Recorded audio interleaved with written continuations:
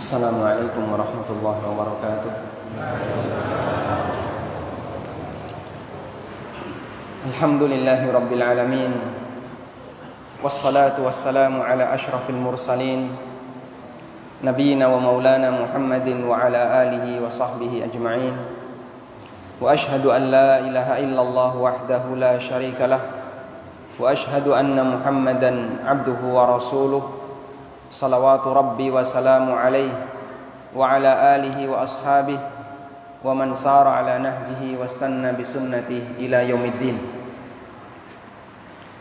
Alhamdulillah, puji syukur kita haturkan kehadirat Allah Subhanahu wa taala. Allah memberikan kita nikmat yang luar biasa, bentuknya adalah nikmat aman. Jenengan sakit membayangkan andaikan Masjid Maryam menika ada di Palestina, maka kita tidak bisa sholat subuh berjamaah. Mungkin kita tidak bisa kajian bareng. Mungkin Bapak Ibu ketika berangkat dari rumah penuh dengan ketakutan. Namun Masya Allah, Allah taruh tempat ini, masjid ini di lokasi yang aman. Ibu-ibu ketika berangkat ke Masjid Maryam bawa senjata enggak? Bawa senjata buatan? Bapak-bapaknya bawa enggak? Bawa. Alhamdulillah, kita berangkat dari rumah sampai di masjid tanpa ada rasa takut sama sekali. Dan itu nikmat yang Allah Subhanahu wa taala jadikan sebagai alasan agar orang-orang musyrik mau masuk Islam. Allah berfirman, "Falyabudu rabb hadzal bait alladzi at'amahum min ju'in wa amanahum min khauf."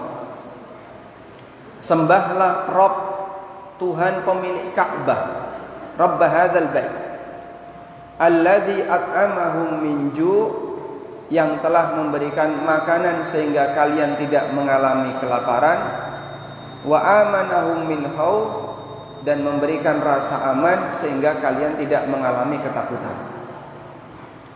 Nikmat ini Allah jadikan sebagai alasan agar orang musyrik mau masuk Islam. Karena ini adalah dua nikmat yang terbesar yang Allah berikan kepada hamba sehingga mereka bisa hidup secara normal. Bapak-bapak sakit berangkat miyang dalam kondisi hati tenang karena aman. Ibu-ibu di rumah sendirian ditinggal bojone miyang nggih tenang karena posisi aman. Ora khawatir kentekan pakanan karena Allah Subhanahu wa taala ngasih kecukupan. Jamaah yang dimakan Allah Subhanahu wa taala, permasalahan Palestina ini memang permasalahan yang sudah sejak lama menjadi titik permasalahan dunia. Sehingga kehadiran Yahudi di tengah umat manusia itu menjadi penyakit. Dan yang namanya penyakit nek ora iso disembuhkan, biasanya diapakan, Pak? Diamputasi. Cuman saking banyaknya penyakit itu berkuasa dalam tubuh manusia sedunia ini, sulit, Pak. Sehingga kalau kemudian mau menghancurkan satu negara kecil ini, yang dulu menurut resolusi PBB saat pendirian pertama negara Yahudi di Palestina atas hibah dari Inggris yang sebelumnya menjajah daerah Palestina, hanya 50% yang dikasihkan. Tapi mereka kemudian mencaplok lebih dari 50%. Banyak orang kemudian berpikir begini, wong negara Arab sekitarnya itu banyak dan mereka punya fasilitas, kenapa kok tidak bersatu terus meruyuk bareng? Sampai ada sebagian orang yang mengatakan, andaikan seluruh muslim itu kencing di negara Israel, kelelep Israel, Pak. Mau nguyuh tok. Sehingga kabeh wong muslim nguyuh ning Israel, Israel kelelep. Saking banyaknya muslim dan kecilnya wilayah Israel. Tapi ngalahkan yang kecil ini kenapa kok susahnya bukan main. Sampai bertahun-tahun yang lalu, bahkan puluhan tahun yang lalu, bahkan itu sudah dimulai sejak 1800-an. Kenapa begitu susah jemaah? Hadirin yang dimuliakan Allah Subhanahu wa taala, kita menyadari bahwa posisi Israel di Palestina itu berhak atau tidak berhak? Berhak atau tidak berhak? Mereka enggak punya hak sama sekali. Mereka tidak punya hak sama sekali. Sehingga ini adalah orang dolim yang masuk ke negeri orang lain, kemudian penduduk aslinya didolimi. Dan Allah Subhanahu wa taala perintahkan dalam Al-Qur'an, wa inistansarukum fa'alaikumun nasru. Kalau kalian dimintai tolong, maka wajib bagi kalian untuk menolong. Cuman kan Indonesia paling adoh, Malaysia, Indonesia dan negara-negara Islam yang berada di Asia Timur arep nggayuh mulon kadoan. Yang paling bisa kita kirimkan secara langsung tanpa melalui transfer apa Pak? Doa. Allah Subhanahu wa taala yang jamin, karena doa dari mukmin kepada mukmin yang lain insyaallah akan sampai. Baik. Rasulullah sallallahu alaihi wasallam menggambarkan hubungan mukmin dengan mukmin yang lain itu ibarat apa? Ibarat kal jasadil wahid. Kados dene awak, kados dene badan. Nalikane jempolan sikil loro sing ngelu teng pundi, Pak? Jentike. Ngoten mboten? Bukan. Ketika bagian kaki sakit, kepala ikut sakit. Ketika ada salah satu anggota badan kita yang sakit, maka anggota badan yang lain ikut sakit. Nabi SAW menyampaikan prinsip seperti ini untuk menunjukkan kedekatan hubungan antara mukmin dengan mukmin yang lain. Al-mu'minu bil mu'mini kal jasadil wahid. Idza ishtaka minhu udwun, seorang mukmin dengan mukmin yang lain itu seperti satu badan. Nalikane salah sijine lara, maka yang lain ikut sakit.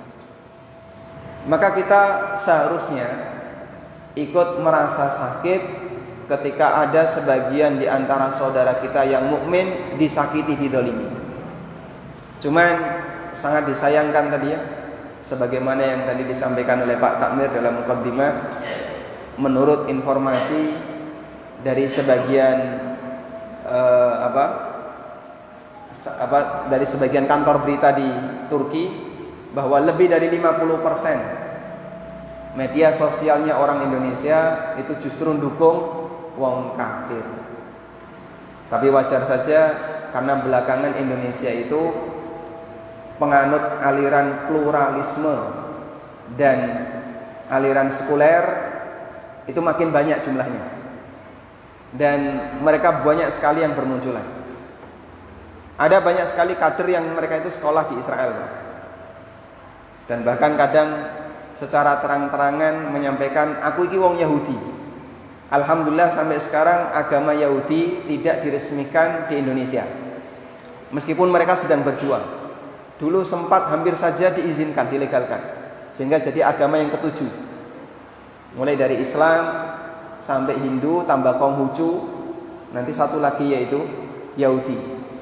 Ada agama baru di Palangkaraya yang sedang dibahas, tapi karena tidak punya kitab suci, mereka belum bisa dilegalkan.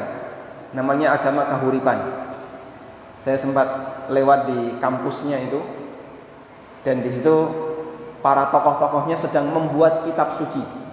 Coba, kitab suci digawe. Hasil dari rapat. Ini keputusan rapat itu jadi kitab suci. Ini cara Muhammadiyah HPT ya, Himpunan Majelis Tarjih ini jadi kitab sucinya.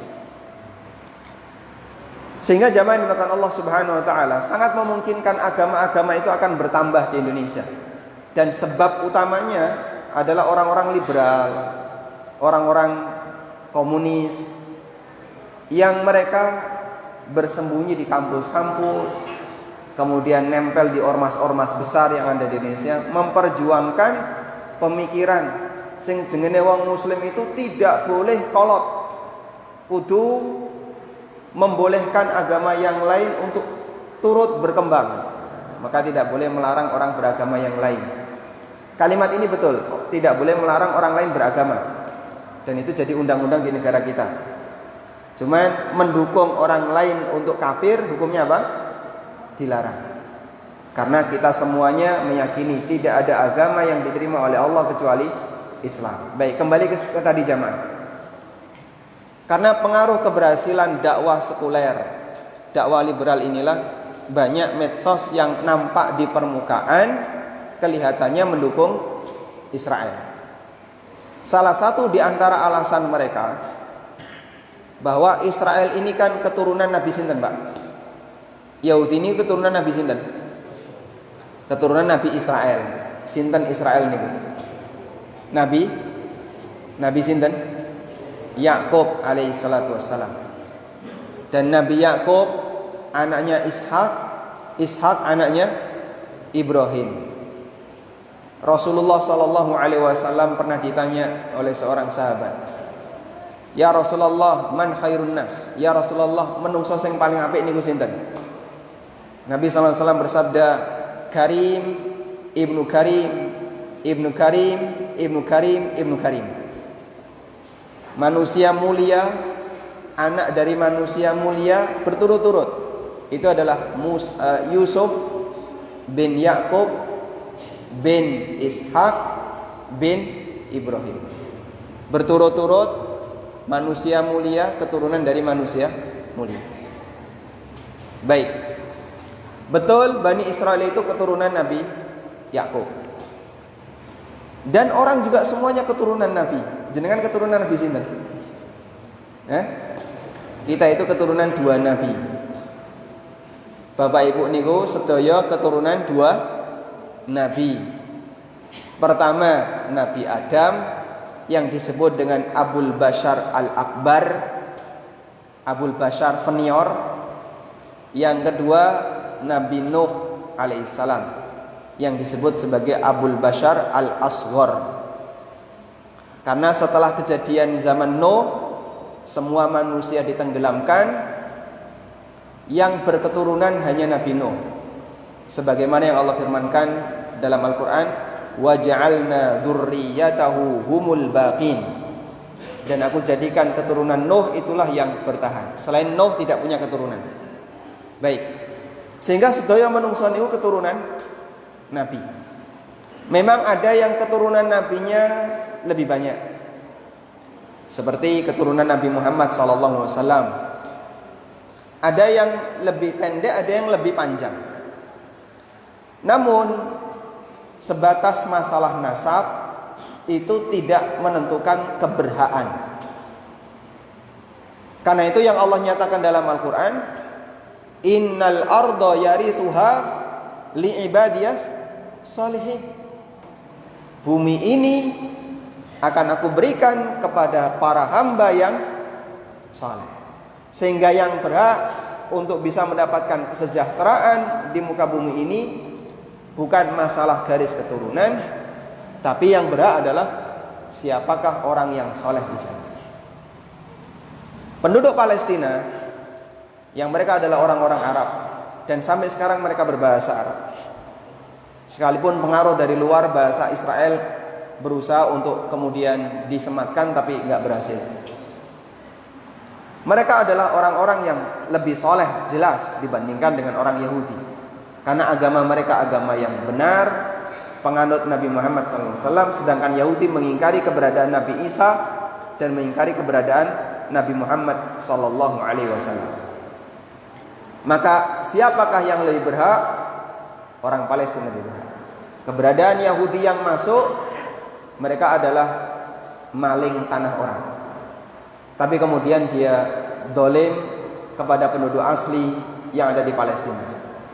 Sampai akhirnya banyak di antara mereka yang terdesak, sehingga wilayah Palestina saat ini hanya sekian belas % dari tanah asalnya. Nah, kemudian kembali kepada pertanyaan, kenapa negara-negara Arab itu kok tidak bersatu untuk kemudian menyerang bareng negara Israel yang kecil tadi, Pak? Sampai kemudian orang Indonesia banyak menghujat Arab Saudi, banyak menghujat Mesir, Yordania, dan negara-negara Islam yang ada di kanan kirinya. Bapak Ibu yang dimuliakan Allah Subhanahu wa taala, ada sebuah peristiwa yang itu menjadi bahan pertimbangan besar bagi negara-negara Arab, sehingga kenapa sampai mereka itu tidak melakukan penyerangan secara massal. Matur suwun. Dawete dereng. Peristiwa itu adalah perang Nakbah. Nanti perso Pak, perang Nakbah. Pernah dengar Pak istilah itu? Pernah? Tahun pinten Pak? Tahun pinten perang Nakbah? Ada yang pernah dengar? Jadi peristiwa perang Nakbah ini terjadi pada tahun 48. Berarti 3 tahun pasca Indonesia proklamasi 1948. Ada apa di perang Nakbah?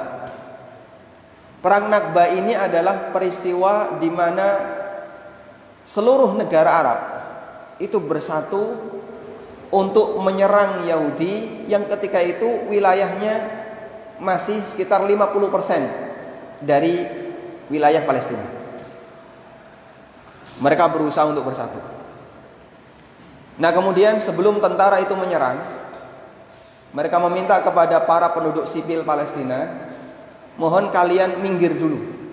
Silakan mengungsi dulu ke negara-negara Islam tetangga, terutama Yordan, Mesir, dan Saudi, Lebanon, biar kami bisa perang secara terbuka, sehingga nanti tidak mengenai warga sipil.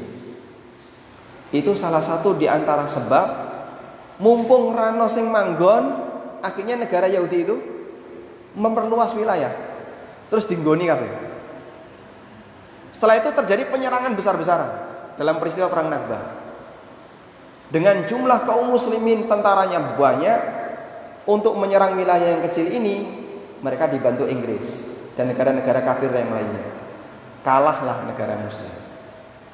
Sehingga yang awalnya cuma 50%, kemudian luas wilayah Israel lebih dari 80 setelah peristiwa perang Nakbah yang itu hanya terjadi beberapa hari.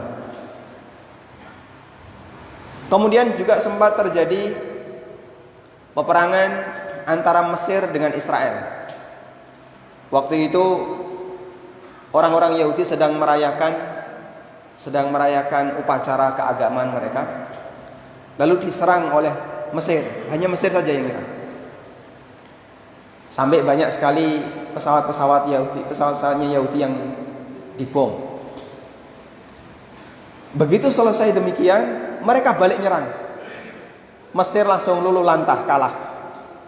Bendera putih dikibarkan, wis gencatan senjata. Nah, sejak saat itulah jadi pelajaran. Wani nyerang Yahudi itu kesempatan bagi mereka untuk memperluas wilayahnya. Dan sampai sekarang bertahan seperti ini. Mereka dibuat wilayahnya terpotong-potong ya. Ada Gaza Strip yang cuman kecil itu. Kemudian nanti ada wilayah-wilayah yang lain yang kecil-kecil. Dan termasuk di antara yang masuk wilayah Yahudi adalah Masjidil Aqsa. Maka jenengan kalau masuk Masjidil Aqsa itu harus menggunakan visa Israel, visa negara Yahudi, baru boleh masuk. Karena ini bukan lagi wilayah Palestina, tapi masuk wilayah negara Israel. Baik, hadirin yang dimuliakan Allah Subhanahu wa taala. Sehingga kenapa enggak kemudian mereka menyerang bareng-bareng? Pertimbangannya tadi. Negara iki cilik, tapi kalau diserang mereka makin nyaplok yang lain. Itu dijadikan sebagai kesempatan untuk memperluas wilayahnya.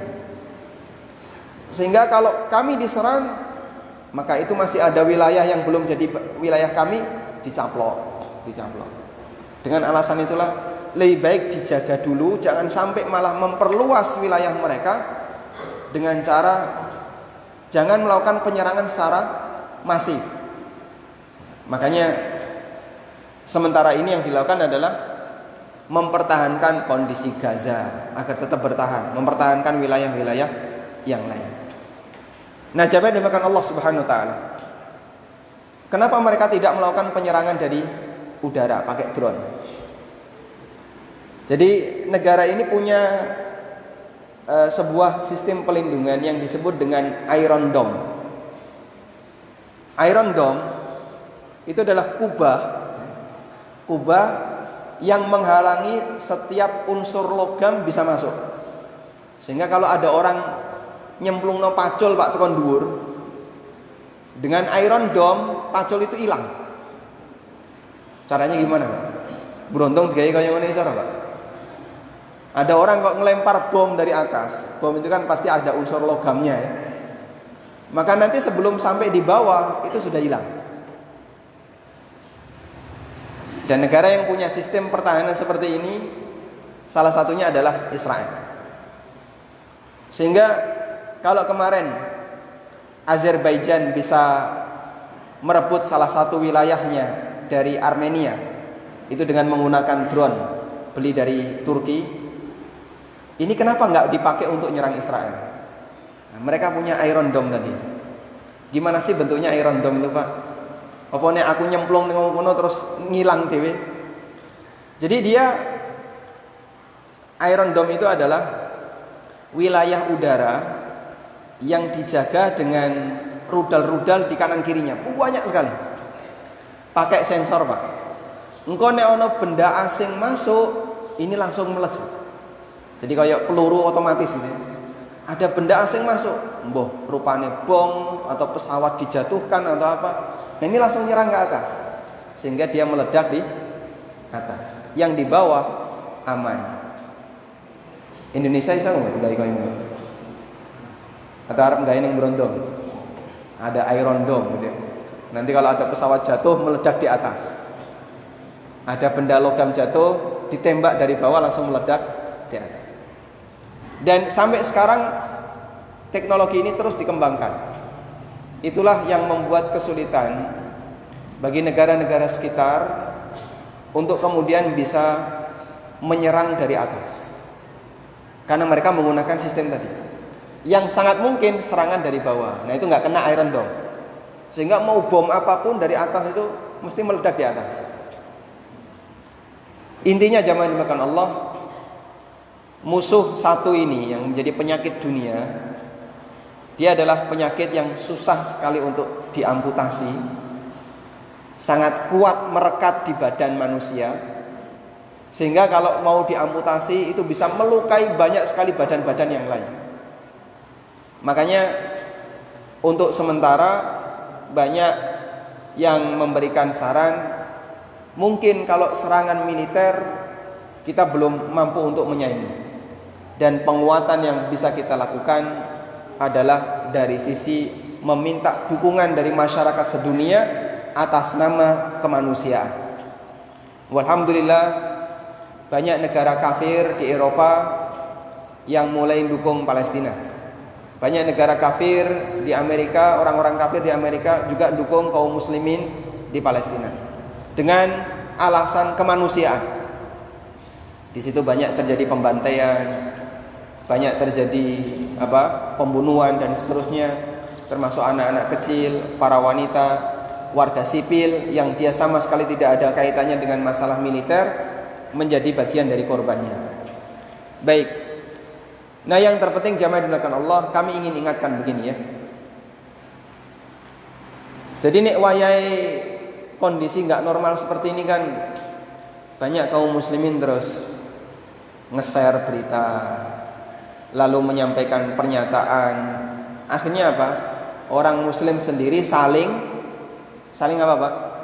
Menghujat. Yang ini menghujat sana, yang sana menghujat sini, yang sini ngantem kono, ngantem kene, ngantem. Jadi malah padu karepe dhewe. Sanjerone poso di akhir Ramadan justru kita banyak berantem. Padahal padu nek poso pripun, Pak? Bisa mengurangi pahala. Mungkin di antara yang menyebabkan pahala puasa kita tidak berkualitas, salah satunya goro-goro WA nih. Yang jenengan menyampaikan apa misalnya terus nglarano ati liyane. yang sini balas, akhirnya malah saling berantem di media sosial. Makanya perlu dihati-hati. Israel tidak kalah atau Israel tidak mundur dengan posisi peperangan kemarin, meskipun kesimpulannya ada yang mengatakan mereka kalah. Tidak tahu kesimpulan kalahnya dari mana. Jadi mereka tetap berada di sana, tidak berhasil untuk diusir. Sementara kaum muslimin sendiri rugi disebabkan apa? Saling berantem karena saling mengkritik. Dan ini justru malah melemahkan kita. Terus yang lebih benar bagaimana Pak? Mohon Bapak Ibu jadikan ini sebagai prinsip ya. Kalau terjadi kondisi tidak normal, jangan mudah menerima informasi. Kalau terjadi kondisi tidak normal, mbohono geger ning Saudi, mbohono geger ning Palestina, ono geger ning negara-negara yang lain, jangan mudah menerima informasi. Itu bahaya. Makanya Allah Subhanahu wa taala ajarkan, in ja'akum fasikun binaba'in, terusannya pripun Pak? Fatabayyanu an tusibu qauman bijahalatin fatusbihu ala ma fa'altum nadimin. Kalau datang sebuah berita dari orang fasik, jangan langsung disebarkan, jangan langsung diterima. Fatabayyanu, lakukan dulu cross check kebenarannya, tabayyun. Kenapa? Bisa jadi kamu menyakiti orang lain disebabkan karena kamu nggak ngerti, kamu nggak tahu. Wah, tak ngerti, saya taunya berita ini Mas. Oh, ternyata kok salah. Saya minta maaf. Fa asbahtum nadimin, maka kalian kemudian menjadi menyesal disebabkan karena menyebarkan berita yang belum jelas tadi. Makanya kalau dalam situasi nggak normal itu biasanya berita kan keluar masuk banyak sekali. Jaga baik-baik, jangan sampai kita justru menjadi corong-corong kedustaan. Dan bentuk menjadi corong kedustaan adalah turut menyebarkan berita yang dusta. Jarene ngene, jarene ngene, jarene ngene, kok kabeh kok jarene. Maka lebih baik diam dulu. Dan membantu itu tidak hanya sebatas dengan nge-share berita. Karena seluruh manusia itu tahu bahwa Palestina sedang dizalimi. Di sana ada perlawanan yang dilakukan oleh Hamas kepada orang-orang kafir Yahudi. Itu jenengan nggak perlu memberitakan, semua orang sudah tahu. Nah, tinggal selanjutnya adalah cari langkah positif. Jangan sampai di negeri kita justru kaum muslimin saling menyerang, saling padu karepe dhewe, malah membuat sakit hati orang lain, yang itu nambahi dosa. Sementara dia sendiri malah tidak bantu apapun untuk perjuangan rakyat Palestina. Sehingga yang bagian ini kita tinggalkan, kita buat bagaimana caranya agar kaum muslim bisa membantu. Nah, jamaah dimakan Allah Subhanahu wa taala, bantuan yang mungkin untuk bisa kita berikan selain doa yang tadi sudah kita sampaikan. Alhamdulillah selesai. Selesai. Oh, betul.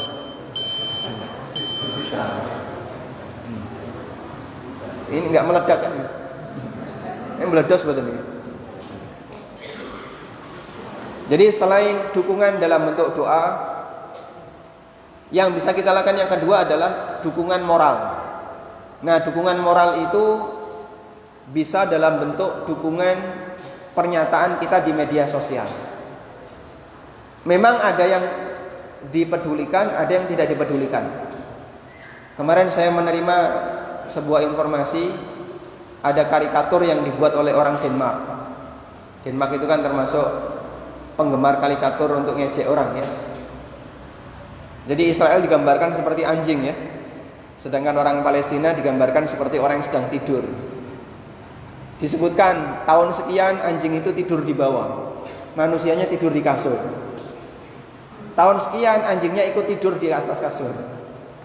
Tahun berikutnya menungsane ditendang, ditelengi sor, anjingnya yang tidur di atas kasur. Dan itu bikin sakit hati orang Yahudi. Sampai mereka ngancem, pokoknya yang membuat ini harus ditangkap. Ini pelecehan terhadap Yahudi. Ya kalian juga melecehkan orang lain, ngapain harus ditangkap? Nah yang kayak gitu agak ngefek, sangat berpengaruh. Makanya sampai terjadi ketegangan antara Yahudi dengan Malaysia, karena Malaysia pernyataannya sangat tegas dan ancamannya kuat yang mereka sampaikan.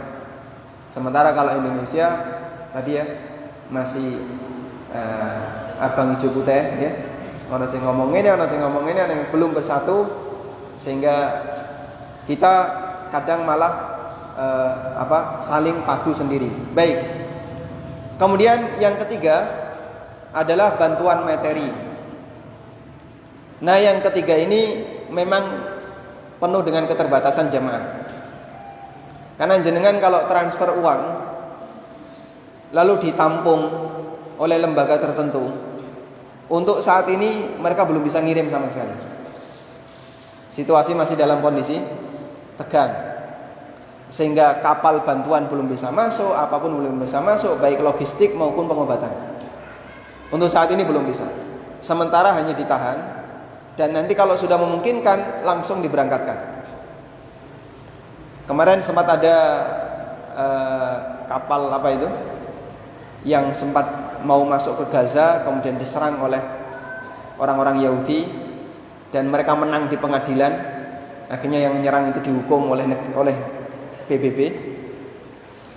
Dan itu dalam situasi aman. Kalau lagi tegang seperti ini, masuk ke sana justru malah nanti bisa menambah korban. Baik. Makanya jika nanti ada penggalangan donasi, Bapak Ibu bisa ikut masuk di situ, tapi dana itu sementara tertahan. Dan nanti kalau sudah memungkinkan akan dikirimkan ke sana. Dan kebutuhan masyarakat di sana cukup banyak jamaah, terutama bahan makanan. Dan sebenarnya yang diandalkan kalau bahan makanan ya daerah sekitar. Alhamdulillah beberapa negara Islam yang sudah established dalam posisi bahan makanan, yang sudah bagus di posisi bahan makanan seperti Turki dan Yordan itu siap untuk dukung. Tapi tidak tahu untuk yang lain ya. Saudi juga siap untuk dukung materi. Nah ini yang agak dipertanyakan posisi Mesir, karena presidennya Mesir sekarang sedang ada ketegangan dengan Al-Azhar. Tapi ala kulin kesimpulannya jamaah, nek tidak tahu persis sebaiknya kita tidak banyak komentar, karena berita itu biasanya masih tanda tanya, sehingga sifatnya baru dugaan-dugaan. Wallahu alam. Ini kalau diperpanjang nanti tidak malah delodron ning-di. Mungkin itu yang bisa kami sampaikan sebagai pengantar. Sudah masuk waktu syuruk. Selanjutnya acaranya apa? Pindah tema. Masya Allah. Soalnya pindah tema. Oke. Wallahu alam. Untuk tema berikutnya saya kembalikan ke jamaah. Wassallallahu ala nabiyyina Muhammadin wa ala alihi wa sahbihi wa sallam. Pakai mikrofon jamaah.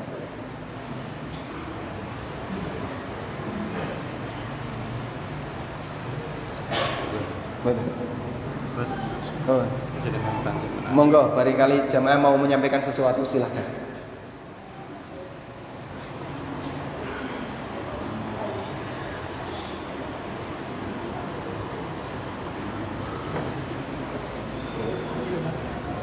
Oh. Cekap.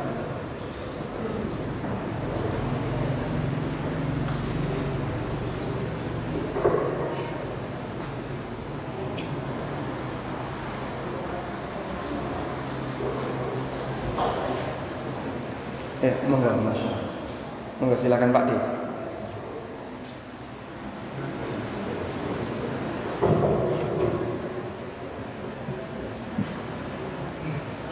Halo. Assalamualaikum warahmatullahi wabarakatuh. Waalaikumsalam. Ustaz, tadi saya dengar bahwa AR itu secara hukum dolim. Bagaimana para PBB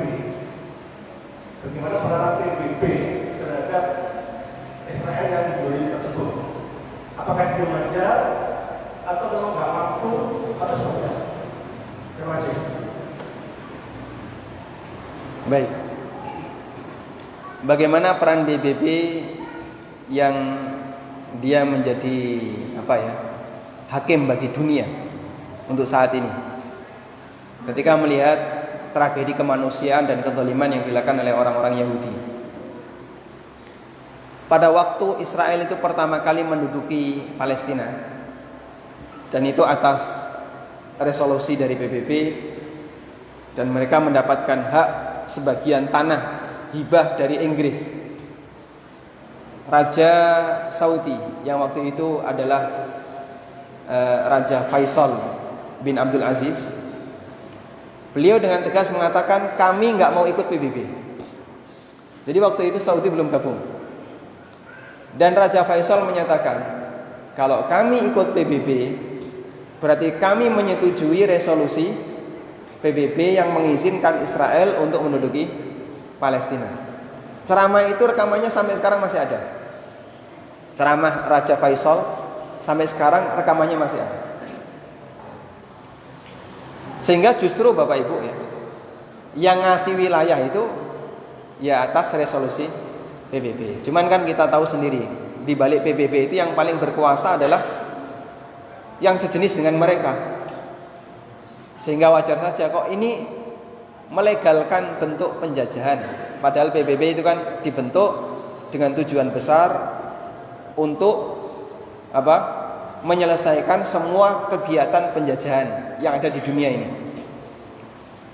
Namun sekali lagi karena mereka bagian dari PBB, sehingga wajar saja jika kemudian justru PBB yang kemudian memberikan lahan pertama bagi mereka untuk tinggal di Palestina. Nah, untuk saat ini kita tidak tahu dengan detail ya apa saja keputusan yang diberikan oleh PBB. Tapi gencatan senjata itu dimulai sejak Presiden Amerika meminta kepada orang-orang Yahudi untuk menyelesaikan serangan, untuk menghentikan, sehingga dilakukanlah gencatan senjata yang sekarang sudah terjadi. Wallahu a'lam. Nih. Pun cekap walhamdulillah. Dereng, silakan. Silakan.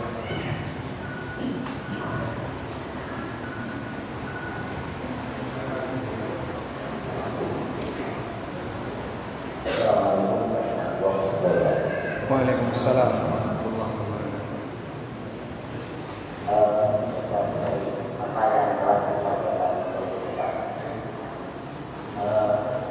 Kurangnya kemudian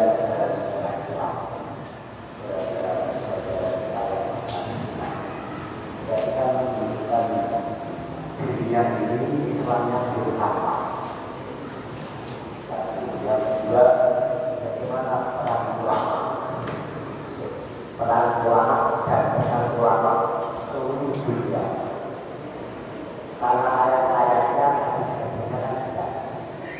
Kalau kita beriman umur dan hukum kita dari apa? Jadi kalau dia melakukan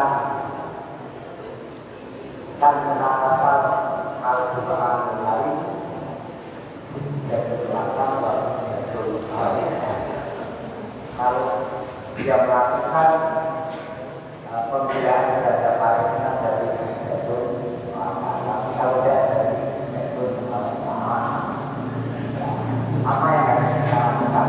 Kalau dia berjuang, utang belum nanti.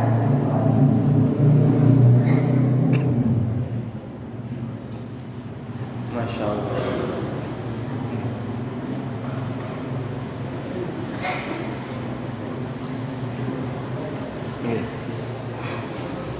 Menjawab atau mungkin ditunda dulu aja Pak untuk penyebaran sarapannya Pak.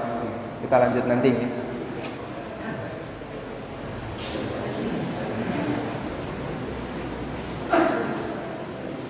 Iya pun. Kreseknya ditaruh dulu aja Pak, enggak apa-apa. Ditaruh dulu. Nanti lagi kita lanjutkan untuk. Baik. Ini ada pertanyaan dari salah satu jamaah. Bagaimana peran ulama terhadap peristiwa yang terjadi di Palestina saat ini. Banyak sekali para ulama yang menegaskan dukungan mereka untuk kaum muslimin Palestina, dan mereka juga meminta kepada masyarakat muslim yang ada di sekitarnya agar bersatu dalam rangka mengembalikan wilayah kaum muslimin di Palestina. Seperti pernyataan tegas yang disampaikan oleh Syekh Shalih Al-Fauzan hafizahullah taala. Kemudian kemarin juga sempat terbit pernyataan dari Markas Syalbani. Murid-murid beliau membuat pernyataan bahwa Palestina adalah negeri muslim, wilayah kaum muslimin, dan kita punya tanggung jawab bersama bagaimana agar bisa merebut kembali. Demikian pula para ulama yang lain. Mereka meminta kepada kaum muslimin untuk bersatu agar nanti bisa merebut kembali wilayah Palestina. Cuman posisi ulama di sini, mereka memberikan motivasi kepada kaum muslimin dan diharapkan agar menular ke yang lain. Tapi kan kita tahu ya, orang-orang liberal dan seterusnya ternyata lebih dominan. Ada sebagian yang dipelintir, ada sebagian yang kemudian ada yang diubah. Akhirnya yang tersebar, ada ulama yang tidak mendukung. Informasi yang sampai di masyarakat, ada yang mengatakan ulama-ulama Saudi malah dukung Israel. Ini tidak benar. Makanya tadi penting kalau dalam kondisi tidak normal, jangan mudah menyampaikan informasi. Saya masih punya selebaran yang diterbitkan oleh Markas Syalbani. Juga ada rekaman yang disampaikan oleh Syekh Dr. Shalih Al-Fauzan hafizahullah taala, yang mereka menyampaikan dengan tegas pernyataan, kita harus dukung masyarakat muslim Palestina dan kita harus bersatu untuk bisa merebut kembali tanah Palestina. Kemudian untuk negara-negara Islam yang ada di kanan kirinya, itu sampai saat ini bagaimana? Kalau dukungan materi, Saudi termasuk di antara yang banyak memberikan dukungan. Negara-negara muslim yang lain juga banyak dukungan materi, lebih banyak dibandingkan yang bisa diberikan oleh kaum muslimin Indonesia. Cuman kalau dukungan militer, wallahu alam, kami tidak tahu, Pak. Karena dukungan militer ini juga terikat dengan undang-undang internasional. Kemarin pada waktu peristiwa Yaman, kan ada juga krisis kemanusiaan ya. Yaman pernah mengalami ketegangan dengan orang Syiah Houthi.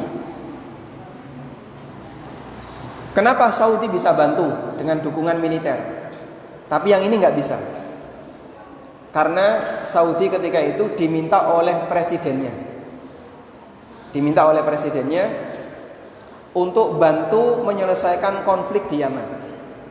Nah, kalau diminta, berarti secara legal mereka boleh masuk, karena atas permintaan presiden.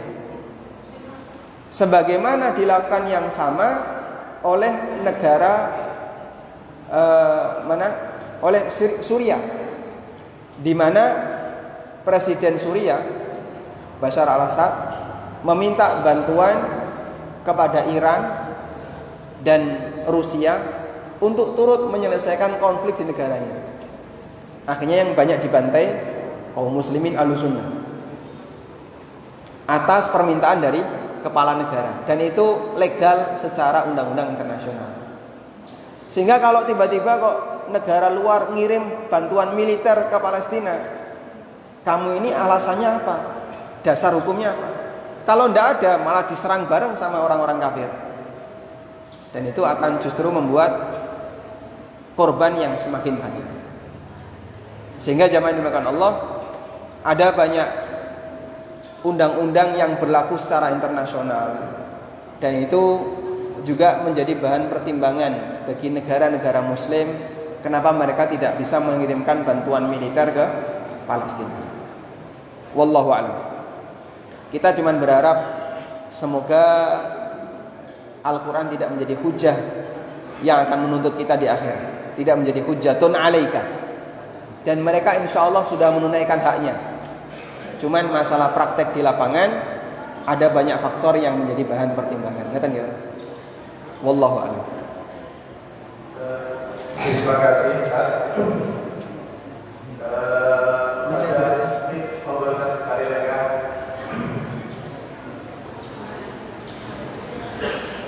Memang kajian pagi ini yang pertama dengan set Palestina, kemudian ada tambahan materi, tambahan masalah muamalah yang diinginkan teman-teman, dan itu memang kebutuhan kita di dalam masalah perkara ini, karena yang hadir di sini ini mayoritas pelaku di TPI dan termasuk para jeragan-jeragan.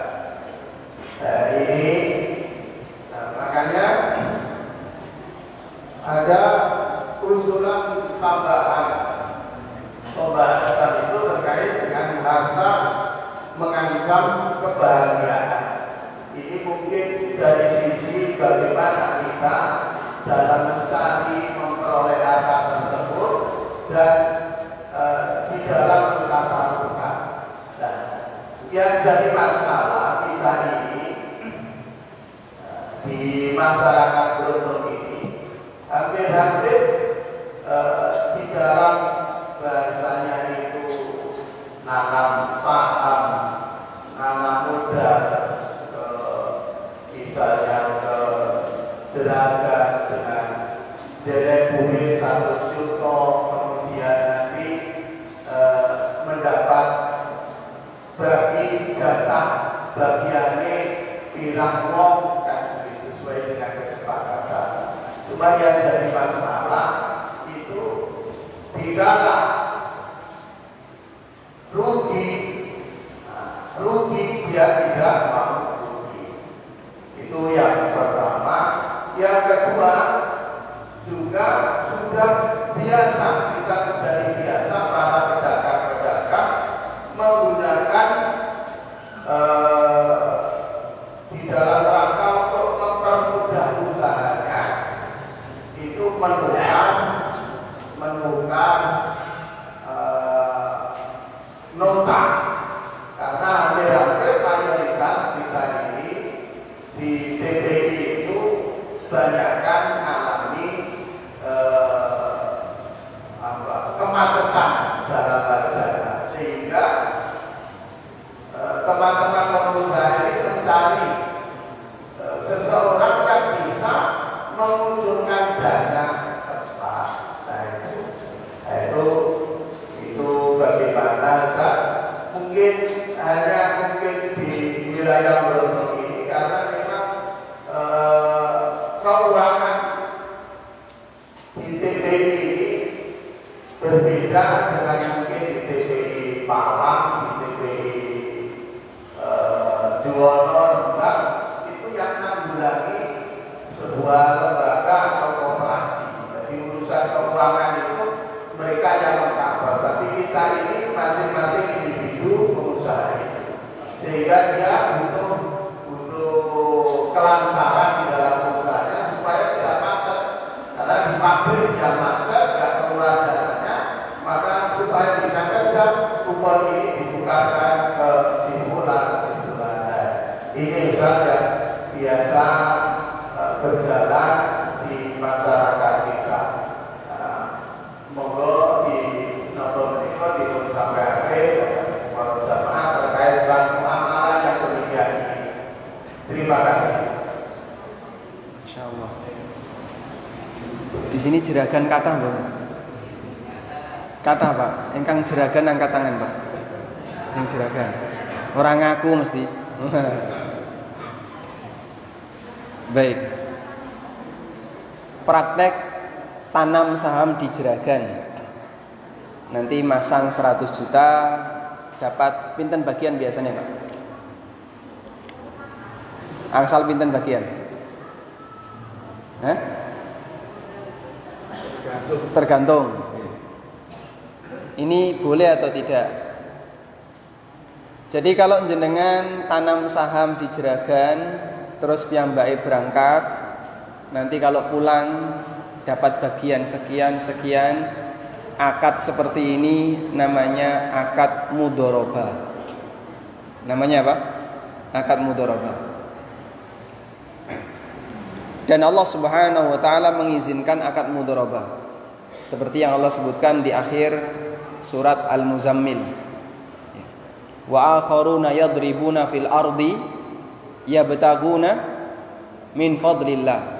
Sebagian di antara kalian ada yang melakukan yadribuna fil ardi, melakukan perjalanan di muka bumi dalam rangka untuk nyari penghasilan dengan akad mudharabah. Makanya disebut akad mudharabah dari kata ini, daraba yadribu fil ard. Dan Nabi SAW sebelum piyambake menikah dengan Khadijah, beliau pernah melakukan akad mudharabah dengan Khadijah sampai akhirnya jadi garwanipun Rasulullah SAW. Sehingga akad seperti ini sudah ma'ruf di tengah mereka dan juga diperbolehkan untuk dilakukan oleh kaum muslimin. Terus aturannya bagaimana? Aturan dalam akad mudharabah yang pertama, bagi hasil kudu jelas. Jelas maksudnya pripun, Pak? Ya harus disebutkan di depan. Nek jenengan masang modal 100 juta, nanti dapat berapa bagian, ngeten nggih? Berapa persen. Itu harus ditegaskan di depan. Alhamdulillah praktek seperti ini nek yang brondong wis pinter wonge. Makanya rata-rata sudah menyebutkan engko nek tanam sakmene entuk sekian bagian, dapat sekian bagian. Sudah bagus. Yang kedua, dalam akad mudharabah tidak boleh ada jaminan terhadap modal. Maksudnya bagaimana? Kalau modalnya hilang karena jeragane ora bagen, bahkan sak yuta ora bagi, 1 juta saja nggak ngasih karena rugi, maka modal tidak boleh minta untuk dikembalikan. Iki tak kei 100 juta. Engko nek bati aku njaluk 10 bagian. Tapi nek kowe ora along, ora entuk apa-apa, ya minimal 1 juta balik. Ndak boleh yang kayak gitu. Berarti ini modalnya diapakan? Dijamin. Pokoknya modalnya sampean aman, tak jamin balik. Ndak boleh yang seperti itu.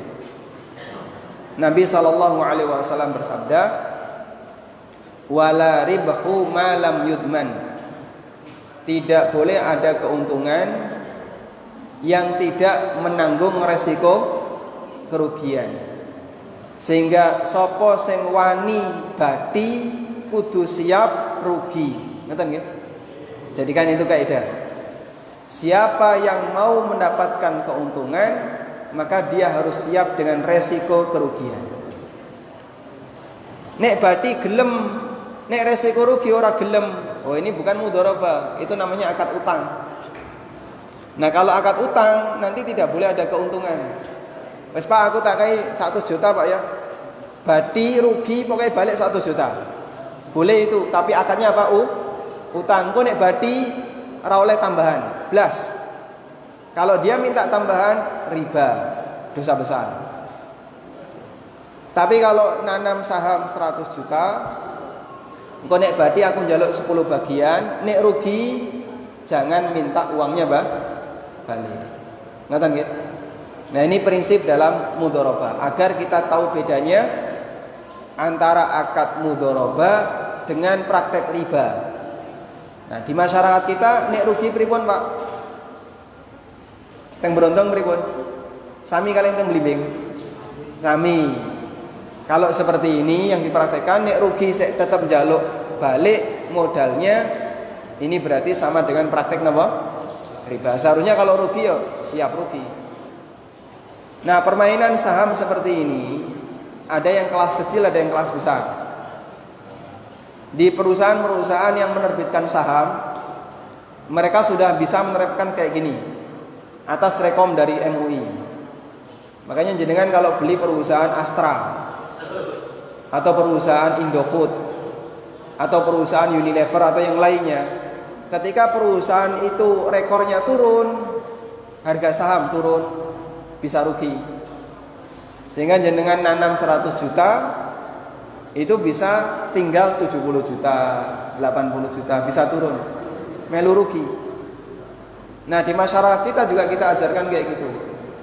Nalikane ada jeragan yang dikasih modal kok rugi, maka sing tanam modal jangan minta modalnya dikembalikan utuh, tapi disesuaikan dengan nilai kerugiannya. Kalau masih bisa ada yang dikembalikan, ya dikembalikan meskipun nggak utuh. Iki mau siso 50 ya baleno 50. Ini karek siso swidak ya baleno swidak. Tidak boleh dijamin minta utuh. Paham insyaallah Bapak Ibu? Paham ya? Saged praktek ngeten niki? Mboten saged. Masyarakatnya dereng siap. Makanya kata kuncinya adalah pendidikan. Sehingga para kiai mereka berjuang untuk mendidik masyarakat, itu tujuannya adalah dalam rangka memberikan kesadaran bagi mereka semakin luas. Cuman materi seperti ini sudah sangat jarang disampaikan. Nalikane zaman pendahulu-pendahulu kita, kalau di Brontong niku Kiai sinten, Pak? Pendahulunya Kiai Ridwan. Berarti sama dengan Paciran gitu. Di zaman beliau Masya Allah ya, termasuk di antara penegakan yang dipertahankan adalah menata masyarakat agar ketika bermuamalah itu jangan sampai melakukan praktek riba, terutama riba. Para kiai-kiai masa silam sangat menekankan itu. Nah kemudian tema seperti itu kan hilang, lama nggak pernah dibahas. Jadi masyarakat nggak ngerti. Kemudian belakangan setelah lulusan-lulusan Madinah itu mulai datang, mereka punya perhatian terhadap masalah muamalah, riba dan seterusnya, masyarakat mulai disadarkan kembali. Nggih muga-muga niki bertahan. Kalau bisa semakin menular makin banyak, nanti saya ngerti makin banyak, kita bisa kembalikan praktek muamalah itu dengan benar. Wallahu a'lam. Sekarang jual beli nota nih. Ini mengulang yang kemarin. Ada yang ikut kajian tentang blimbing kemarin? Wonten nggih? Kathah kados sing derek pengawasan wingi tentang blimbing. Nah tentang jual beli nota di masyarakat kita, nek nota ongkone 10 juta didol pinten Pak? Nek nota 10 juta didol payu pinten? 9,8. Jadi orang genep 10. Ono badi 200. Tapi bisa dapat uang cash lebih cepat. Ngerti nggih? Nah ini kan jadinya ada selisih. Jual beli utang, utang dijual dengan utang. Ini kalau menurut istilah fikih muamalah disebut dengan bai'ul kali' bil kali'. Napa tadi? Coba diulang. Jual beli apa? Kali' bil kali'. Jual beli utang piutang, kali' bil kali'. Nah ulama sepakat seperti yang dinyatakan Imam Syafi'i, Imam Ahmad dan yang lainnya bahwa jual beli kali' bil kali' niku hukumnya haram. Karena utang tidak boleh diperjualbelikan. Apalagi kalau ada selisih. Utangnya 10 juta didol ning wong jadi 9,8 juta. Selisih 200 niku riba. Ngoten nggih. Nah terus yang benar pripun Pak? Padahal kan kita butuh uang cepat. Memang ini kalau diterapkan di masyarakat butuh keseriusan ya. Karena sing jenenge urusan duit itu rada sensitif ya. Kadang ada orang yang berani beda pendapat karena beda pendapatan. Ngoten nggih. Makanya kalau ono kiai senengane ngomong haram, hati-hati kok dikeroyok wong. Digeruduk nanti. Baik. Jadi solusinya begini. Kalau ada lembaga yang bisa membantu memberikan piutang lunak yang disebut dengan qardul hasan, itu bagus. Misalnya tengriki wonten jeragan, kumpul jeragan 10, tambah lagi jeragan-jeragan yang lain, total jeragan 100. Sudah masing-masing jeragan mereka nitip duit senilai 5 juta saja. 5 juta dikumpulkan, 100 berarti jadi berapa? 500 juta. Pun kata apa nggih? 500 juta. Nah, 500 juta ini ada orang mau nukar nota. Pak, saya punya nota 10 juta. Aku butuh duit. Ditukar ke lembaga ini. Dikasih sama 10 juta. Tapi nota ini statusnya sebagai jaminan. Sebagai jaminan. Disimpan oleh lembaga tadi. Selanjutnya lembaga tadi ngasih batas waktu misalnya 1 bulan. Biasanya nih pabrik ngasih duit pinten, Pak? 1 bulan ya. Hah? Masya Allah nggih. Aja gelem Pak ngono. Ngekei modal pabrik ini. Jadi kalau masyarakat kompak, pokoknya maksimal 1 bulan. Biasanya kan pabrik kepeksa. Berarti 1 bulan dibayar. Nah nanti 1 bulan nota itu dipakai untuk narik duit. Kemudian uangnya dipakai untuk nutupi utang. Jadi nggak ada selisih jamaah. Nggak ada selisih. Nek iso kaya ngene insyaallah bagus. Duitnya sapa Mas? Ya makanya tadi urunan. Ini kalau dikerjakno wong siji, Pak, terlalu berat.